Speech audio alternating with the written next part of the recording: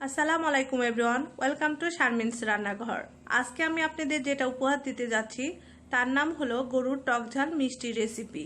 আপনারা গরুর মাংসের অনেক রকমের রেসিপি খেয়ে থাকবেন, কিন্তু আমার বিশ্বাস যে এই রেসিপিটা একবার খেলে অবশ্যই আপনি দ্বিতীয়বার করবেন এবং সবাই আঙ্গুল চেটে পুটে খাবে। তো এত মজার রেসিপি কিভাবে করেছি আপনাদের সাথে শেয়ার করব, তার জন্য পুরো ভিডিওটা কিন্তু দেখতে হবে, কারণ এমনি এমনি কিন্তু এটা এত মজার নয়। কিছু মশলা, কিছু ট্রিক্স আছে যা আপনারা আমার রেসিপিতে দেখতে পারবেন। তো কথা না বাড়িয়ে শুরু করছি। তার জন্য চুলাতে একটা পাতিল নিয়ে নিয়েছি, তার মধ্যে 1/4 কাপ হবে তেল দিলাম, রান্নার রেগুলার তেল। গরম মশলা অ্যাড করে দিলাম, তেজপাতা 2-3টা, এলাচ, দারচিনি, লবঙ্গ, গোলমরিচ দিয়ে দিলাম 2-3টা করে। আর এখানে 1/2 কাপের মতো পেঁয়াজ কুচি অ্যাড করে দিচ্ছি। মাংসে এমনি পেঁয়াজ কুচি লাগে আর এটাতে একটু বেশি লাগে, তো আমি দিয়ে দিলাম 1/2 কাপের মতো পেঁয়াজ কুচি। তো আমি এটা একটু হালকা করে ভেজে নিব। আমি একটু হালকা করে ভেজে নিচ্ছি। আপনারা দেখেই বুঝতে পারছেন অনেক মজার এই রেসিপিটা। আপনারা একবার করলেই বুঝতে পারবেন, আর রেসিপি দেখলেই বুঝতে পারবেন কেন এত মজার। তো একটু পেঁয়াজটা নরম হলে আদা রসুন পেস্ট অ্যাড করে দিচ্ছি আমি 2 টেবিল চামচের মতো।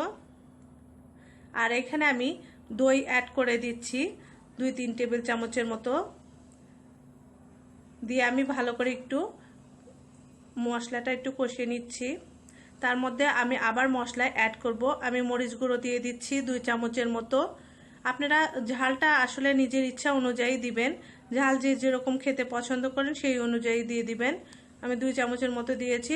আর হালকা কালারের জন্য আমি হলুদ গুঁড়ো দিয়ে দিলাম 1 চামচ, আর হালকা একটু দিয়ে দিলাম ধনিয়া গুঁড়ো দিয়ে দিচ্ছি আমি 2 চামচের মতো। লবণ পরিমাণ মতো আমি দিয়ে দিচ্ছি।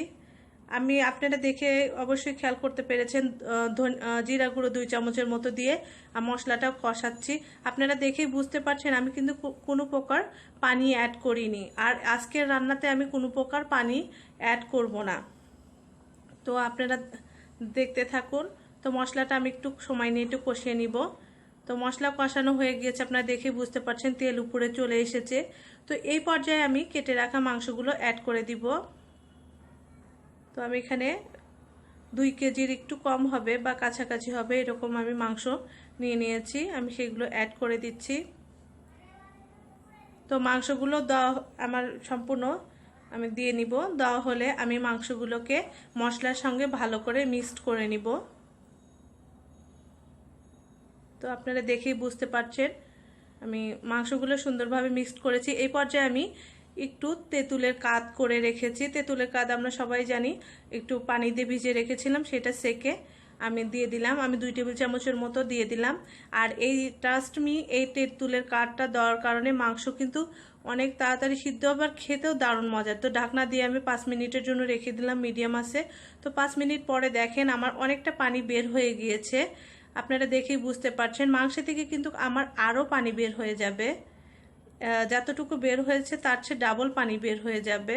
আর তেঁতুল দেওয়ার কারণে কিন্তু মাংসটা খুব তাড়াতাড়ি সিদ্ধ হবে, দই আছে, তেঁতুল আছে, খুব তাড়াতাড়ি সিদ্ধ হয়ে যাবে। তো আমি মাংসগুলো ভালো করে একটু উলট পালট করে কষিয়ে নিচ্ছি। তো আমি এখন ঢাকনা দিয়ে দিব। ঢাকনা দিয়ে আমি ঢেকে দিলাম। আবার একদম 1 ঘন্টার জন্য লো আঁচে রেখে দিয়েছিলাম, একদম লো করে রেখেছিলাম। তারপরে দেখেন 1 ঘন্টা পরে আমি একটু 1 চামচের মতো চিনি অ্যাড করে দিচ্ছি। আমি কিন্তু কোনো প্রকার পানি অ্যাড করিনি, একদম লো আঁচে রেখে দিয়েছিলাম। কিন্তু আপনারা মাঝে মাঝে এসে একটু নেড়ে দিবেন যেন তলাতে না লেগে যায়। আবার ঢাকনা দিয়ে 5-7 মিনিটের জন্য মিডিয়াম টু লো আঁচে রেখে দিলাম। তো দেখেন, তো এই পর্যায়ে আপনারা অবশ্যই কিন্তু একটু লবণ টেস্ট করে দেখবেন সব কিছু ঠিক আছে কিনা। আর তেঁতুল দেওয়ার জন্য, চিনি দেওয়ার জন্য অলরেডি টকঝাল মিষ্টি হয়ে গিয়েছে, আপনারা দেখেই বুঝতে পারছেন। এখন আমি কিছু পেঁয়াজ বেরেস্তায় হালকা একটু দিয়ে নিলাম। সব কিছু আমার পারফেক্ট আছে। এখন আমি বন্ধ করে দিব, 5 মিনিট পরে সার্ভ করে দেখাচ্ছি। তো তৈরি হয়ে গেল মজাদার গরুর মাংসের টকঝাল মিষ্টি রেসিপি। অনেক মজার একটা রেসিপি, আপনারা অবশ্যই করবেন, আর করলেই বুঝতে পারবেন। তখন অবশ্যই আমার কমেন্ট বক্সে জানাবেন। এরকম মজার মজার রেসিপি যদি আপনারা দেখতে চান অবশ্যই আমার চ্যানেলটাকে লাইক, কমেন্ট ও শেয়ার করবেন ফ্রেন্ডসদের সাথে। সাবস্ক্রাইব করতে ভুলবেন না, পাশে থাকা বেল আইকনটা ক্লিক করবেন।